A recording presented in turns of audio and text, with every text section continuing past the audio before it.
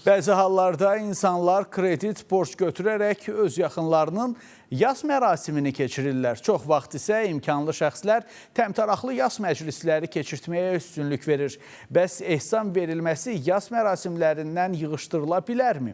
Hansı ki, son bir neçə ildə ölkəmizdə yas mərasimlərində bir sıra adətlərin yığışdırılmasına da şahidlik edirik.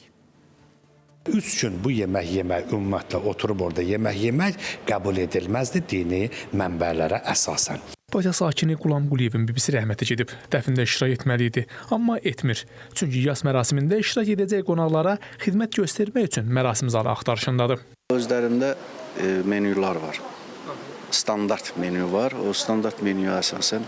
Nə verirlər o standart menyuda? Heç nə də aşkara. Yas mərasimlərində müxtəlif növ yeməklər, şirniyyatlar və içkilər süfrəyə verilir. Keçmişdən bugünə qədər davam edən və artıq unudulmaz bir adətə çevrilmiş yas mərasimləri bəziləri üçün öz nüfuzlarını göstərmək vasitəsi kimi dəyərləndirilir. Bəzi insanlar öz adlarını yüksəkdə tutmaq məqsədi ilə təmtəraqlı ehsan verməkdən çəkinmirlər. Digərlər isə maddi imkanları məhdud olsa da bu ənənəni yerinə yetirməyə mənəvi borc bilirlər və süfrədə çeşidli yeməklər olmasa belə ehsan verməyə çalışırlar. İllərdir tövsiyə olunan, lakin hələ ki yığışdırılması mümkün olmayan adətlərimizdən biridir. Yas mərasimlərində ehsan süfrələrinin açılması. Hansı ki, dostdan, qohumdan, qonşudan geri qalma misalı ilə toy adətlərində olduğu kimi elə yas mərasimlərində də hətta dəbdəbəli ehsan süfrələri də açılır. Qiymətləri isə menyulara görə dəyişir. Hansı ki, sadə çay süfrəsinə görə 5-10 manat, yemək olan, ehsan verilən menyularda isə bu qiymətlər 12 manatdan 35 manata qədər, hətta dəbdəbəli ehsan süfrələrində bu qiymətlər biraz da arta bilir.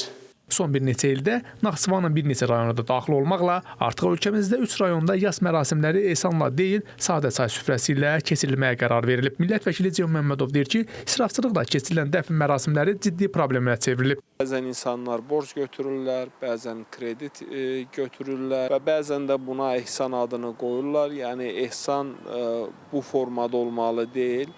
Yəni insanlar kimsəsizlərə, bu yeməklərə ehtiyacı olan insanlara bu ehsanları verə bilərlər və insanlar özləri şuurlu bir formada bu məsələdən mərhələli şəkildə imtina etməlidirlər. Dini qaydalara görə vəfat edən insan üçün barəsində zəruri olan əməllərdən başlıcası ölümdən sonra qüsul, kəfən, namaz və dəfn sayıldığına görə elə İslam dinində dünyasını dəyişmiş şəxs üçün onun rəhmətə getməsindən sonra hansısa bir məclisin keçirilməsi də məqbul sayılmır.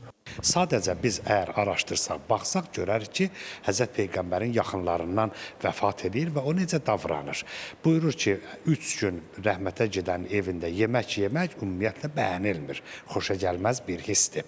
Hətta sizlər, Rəsullahın tapşırığı belədir, özünüz yemək pişirin və aparın, o vəfat edənin ailəsinə təqdim edin. O ki qaldı insanların yaxınları üçün təmtəraqlı ehsan məclislərinin keçirilməsinə. Bu, bilmirəm, hər hansı bir rəqabətdənmi irəli gəlib, hər hansı bir biznes qazancından irəli gəlibmi, şadlıq, xeyir-şər evlərin tikilməsindən və yaxud çadırların verilməsindən və yaxud ruhanilərin iştirakından nəsə bir səbəb olub ki, sadəcə bizim xalqımızda bu çox rövnəq tapıb.